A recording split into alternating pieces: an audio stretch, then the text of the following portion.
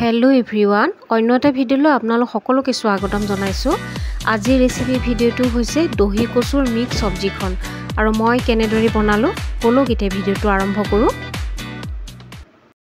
দহি কচুৰ মিক্স সবজিখন বনাবৰ কাৰণে ইয়া বইল কৰি লোৱা বুট, সয়াবিন, লগতে পিয়াজ এটা আৰু মসুৰ দাইল এমুঠি ধুই লৈছো আৰু আদা নহৰুৰ পেষ্ট আৰু লগতে কেঁচা জলকীয়া। আৰু এতিয়া মই দহি কচুৰ ওপৰৰ আঁহখিনি গুচাই লম।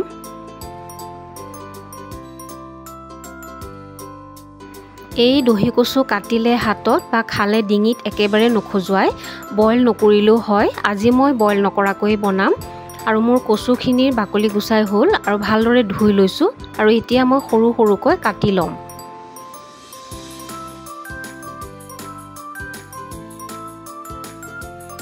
এতিয়া গেছৰ ওপৰত কেৰাহী এটা উঠাই কেৰাহীটো গৰম হোৱাত ইয়া মিঠাতেল দি দিলো।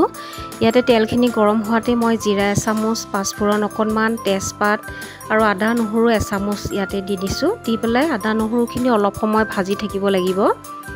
আদা নহৰুখিনি ভাজি ভাজি যেতিয়া ৰংচুৱা হ'ব তেতিয়া মই ইয়াতে পিয়াজখিনি দি দিম।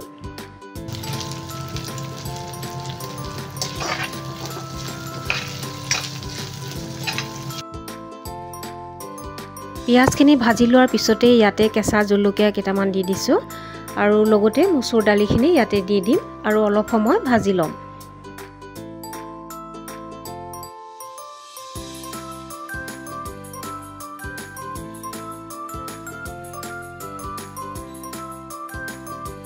মসুৰ দালিখিনি অলপ সময় ভাজি লোৱা হৈ গ'ল আৰু এতিয়া বুট আৰু সয়াবিনখিনি ইয়াতে দি দিম।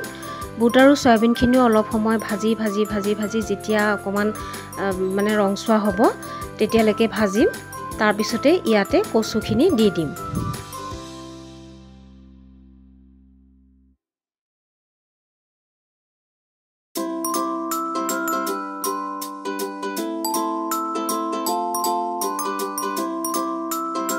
কচুখিনি দিয়াৰ পিছতে অলপ সময় লৰাই লৰাই ভাজি থাকিম আৰু এতিয়া কচুখিনি দেখিবলৈ বহুত বেছি যেন লাগিছে। যেতিয়া অলপ সময় ভাজি ল'ম তেতিয়াই কমি আহিব আৰু ইয়াতে মই এতিয়া জোখমতে নিমখ এচামুচ দি দিলোঁ আৰু হালধি দি দিছোঁ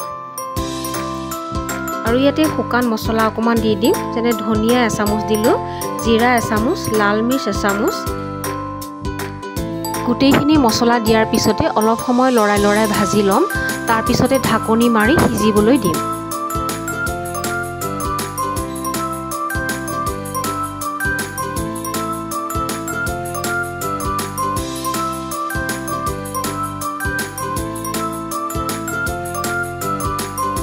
এতিয়া পানী এগিলাচ দি দিম, তেতিয়া আমাৰ কচু আৰু মচুৰ দাইলখিনি ভালদৰে সিজিব আৰু একেবাৰে গলি যাব আৰু ঢাকনি মাৰি সিজিবলৈ দিম।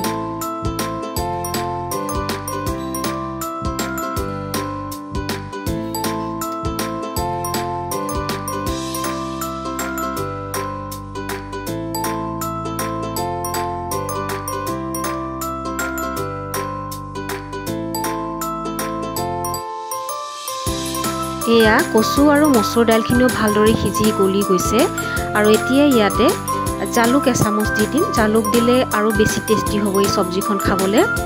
আৰু অলপ পানী আছে, এই পানীখিনিও একেবাৰে শুকুৱাই ল'ম, তেতিয়াহে আমাৰ চব্জিখন খাবলৈ বেছি টেষ্টি হ'ব।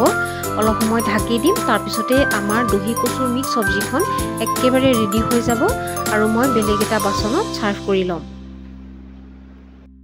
মাছ মাংস নোখোৱা দিনত এই দহি কচুৰ মিক্স চব্জিখন বনাই খাবলৈ বহুতো ভাল লাগে আৰু মাজে সময়ে কচুৰ এয়া মিক্স চব্জি এখন আমি খাব পাৰিলে আমাৰ স্বাস্থ্যৰ কাৰণেও ভাল হয়। আৰু আজিৰ এই ৰেচিপিটো আপোনালোকৰ কেনেকুৱা লাগিলে, যদি ভাল লাগিলে তেতিয়াহ'লে লাইক এটা কৰিব আৰু মোৰ চেনেলটো ছাবস্ক্ৰাইব কৰিব। আজিলৈ আহিছোঁ, থেংক ইউ।